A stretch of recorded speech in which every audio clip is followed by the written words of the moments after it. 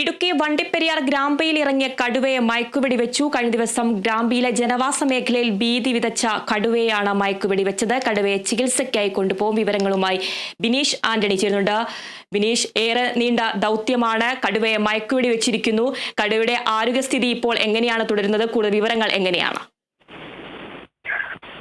കഴിഞ്ഞ 3 ദിവസമായി തന്നെ ഈ വനംവകുപ്പ് ഈ കടുവയുടെ പുറകിൽ തന്നെയാണെന്ന് പറയാൻ സാധിക്കും. കാരണം ഇന്നലെ അടക്കം ദൗത്യം പരാജയപ്പെട്ടിരുന്നു. ഇതിൽ പ്രതിഷേധമായി നാട്ടുകാർ രംഗത്തെത്തിയിരുന്നു. ഇന്ന് പുലർച്ചെ തന്നെ ഈ ഗ്രാമ്പിൽ നിന്നും ഈ കടുവ പുലർച്ചെ 2 മണിയോടെ അരണക്കര മേഖലയിൽ എത്തുകയും ഇവിടെയുള്ള ഒരു കന്നുകാലിയും അതോടൊപ്പം തന്നെ ഒരു വളർത്തു നായയും ആക്രമിച്ചു കൊലപ്പെടുത്തിയിരുന്നു. പിന്നീട് വനവകുപ്പ് സംഘം രാവിലെ തന്നെ എത്തിയിരുന്നു.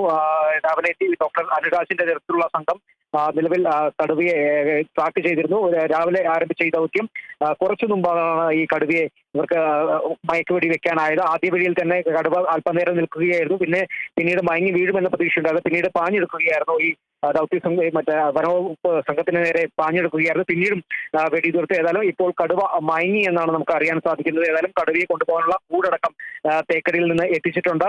വനപാലക സംഘം ഇപ്പോൾ ഈ കടുവയുടെ അടുത്തേക്ക് വലയുമായി പോകുന്നുണ്ട്. ഏതായാലും കടുവ മയങ്ങി എന്ന് തന്നെയാണ് നമുക്ക് അറിയാൻ സാധിക്കുന്നത്. ഏതായാലും വലിയ രീതിയിൽ ഈ കടുവ മയക്കുവെടി ഉതിർത്ത ശേഷം അക്രമാസക്തന സാധ്യതയുള്ളതിനാൽ തന്നെ ഈ മേഖലയിൽ സത്രം മേഖലയിൽ തന്നെ നിരോധനാജ്ഞ പ്രഖ്യാപിച്ചിരുന്നു. ഏതായാലും രാവിലെ മുതൽ നിരോധനാജ്ഞ പ്രഖ്യാപിച്ചിട്ടുണ്ട്. വൈകുന്നേരം 6 മണി വരെയായിരുന്നു നിരോധനാജ്ഞ.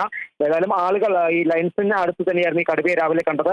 അതുകൊണ്ട് തന്നെ ഈ ജനവാസ മേഖല കൂടിയാണ്. ഈ ആളുകളോട് പ്രത്യേകം പറഞ്ഞിട്ടുണ്ട്, ഇവിടെ നിന്ന് പുറത്താരും ഇറങ്ങാൻ പാടില്ല, ഈ ദൗത്യം തീരുന്നവരെ ആരും പുറത്തേക്ക് ഇറങ്ങാൻ പാടില്ല എന്നുള്ള ഒരു കർശന നിർദ്ദേശം കൊടുത്തിരുന്നു. ഏതായാലും ആ നിർദ്ദേശങ്ങളെല്ലാം പാലിച്ച് തന്നെയാണ് ഇപ്പോൾ ഡോക്ടർ അനുരാജിന്റെ നേതൃത്വത്തിൽ ഈ മയക്കുവെടി തീർത്തിരിക്കുന്നത്. ഏതായാലും കടുവയെ ഇപ്പോൾ പിടികൂടിയിട്ടുണ്ട്. ഏതായാലും കടുവ മയങ്ങിയിട്ടുണ്ട്.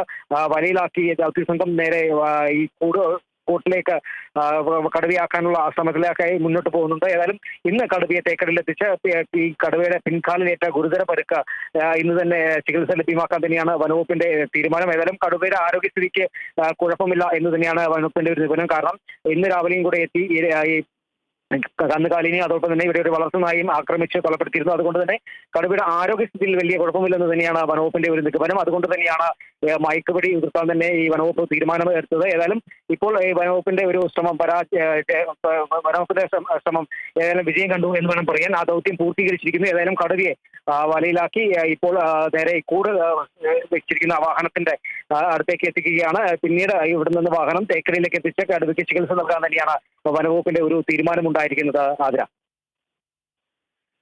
ഇടുക്കി വണ്ടിപ്പെരിയാർ ഗ്രാമ്പിയിൽ ഇറങ്ങിയ കടുവയെ മയക്കുവെടി വെച്ചു. കഴിഞ്ഞ ദിവസം ഗ്രാമ്പിയിലെ ജനവാസ മേഖലയിൽ ഭീതി വിതച്ച കടുവയാണ് മയക്കുവെടി വെച്ചത്.